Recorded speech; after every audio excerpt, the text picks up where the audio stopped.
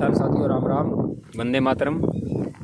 आज हम पहुंचे हैं गांव सीसवाड़ के अंदर। ये अपने यहीं पास ही शिवालय के पास पड़ते हैं। 2 एकड़ के अंदर अमरूद का बाग लगा रखा है। ये अपने सुनील लत्याल जी हैं। इन्होंने ये 2 एकड़ के अंदर अमरूद का बाग लगा रखा है और इस बाग को 4 साल हो गए हैं। तो वो इस बाग से बड़े परेशान हो रखे हैं। तो परसों जैसे ही इनसे मिले तो ये कह रहे थे कि हम इसको पाड़ के फेंकने वाले हैं। इसके अंदर तो बहुत कम लगते हैं और प्लांट बिल्कुल नहीं चल रहे, बिल्कुल कंडम से प्लांट है। तो और कुछ प्लांट तो इसके अंदर बीज के अंदर देखो ना, उस साइड वगैरह वो जड़ भी रखे हैं। तो जब इनकी रूट निकाल के इनको दिखाई तो इस बाग के अंदर मुख्य समस्या है वो नेमेटोड की समस्या है, और इतनी गंभीर है कि उसके साथ वो फंगस का भी कॉम्प्लेक्स हो रखा है। और ये 4 साल पुराना बाग है, बिल्कुल मतलब उजड़ने वाले हालात में है। और जो इसके मालिक है वो भी इसको परेशान हो गए, पाड़ने लग रहे थे क्योंकि इससे पैदावार होने लग रही थी। और 4 साल की जो खेचड़ा थी, एक बड़ी इन्वेस्टमेंट थी, वो ख़राब होती जाने लग रही थी। और अभी तक इन्होंने किसी ने नहीं बताया था इसमें मुख्य समस्या की नेमेटोड की है। तो सारा देखा और जितने भी जो रूट के सैंपल लिए थे, जितने भी जो जड़ें उनको दिखाई थी निकाल के, तो सब में अंदर बहुत ज़्यादा मात्रा में गांठें थी और फंगस का साथ में कॉम्प्लेक्स था। और जब उनसे पूछा कि ये जो सीडलिंग है ये कहाँ से लेके आए हैं, तो इस फील्ड के अंदर जो समस्या आई थी ये सारी इन्फेक्टेड सीडलिंग ले आई थी कहीं से भी। तो इस माध्यम से यही बताना चाह रहे किसान साथियों कि अपने अब जब भी बाग लगाओ तो पहले तो इंश्योर करो कि आपका खेत के अंदर कोई भी नेमेटोड की समस्या ना हो।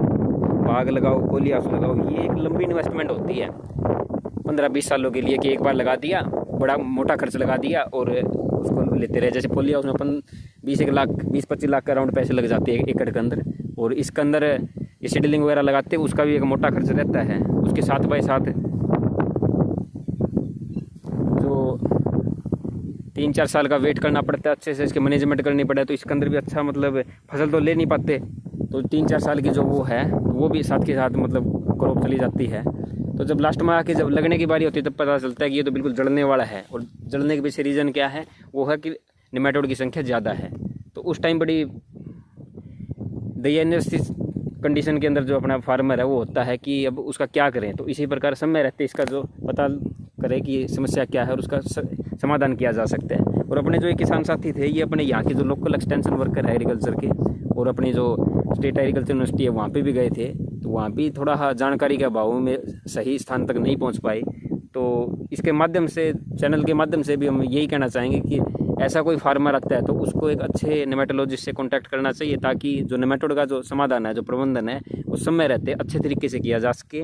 और इस भयंकर जो नेमेटोड रूपी जो महामारी है इससे बचा जा सके, और किसान के जो बाग को बचाया जा सके, और जो आमदनी है उसको बरकरार किया जा सके। तो धन्यवाद साथियों, बहुत बहुत। और नेक्स्ट टाइम जब भी हम इस फील्ड के अंदर आएंगे तो आपका उस फार्मर से रूबरू कराएंगे। और वो अपनी जो जुबानी है कि जो 4 साल उनके साथ क्या क्या घटित हुआ इस बाग के अंदर, और अब वो इस स्टेज के अंदर पहुंच चुके थे इसको उखाड़ के फेंकने वाले थे। वो तो चलो ठीक है, कॉन्टैक्ट हो गया, तो अभी इसको ठीक कर देंगे और थोड़ा हम इसका अच्छे से मैनेजमेंट वगैरह करवा देंगे, बायोजेंट वगैरह का। और ये जो ऑर्गेनिक अमेंडमेंट है और जो दूसरे जो तरीके हैं सबको मिला के, और जो जैसे क्रॉप रोटेशन है और वो सारी चीज़ें जो इंटरक्रॉपिंग है वो सारा एक साथ करवा के इंटीग्रेटेड नेमेटोड मैनेजमेंट का साथ के साथ फॉलो करके तो इनको चलवा देंगे। तो आगे से तो जब आएंगे इस फील्ड के अंदर तो फिर आपसे कांटेक्ट करें। तो धन्यवाद साथियों, राम राम, वंदे मातरम।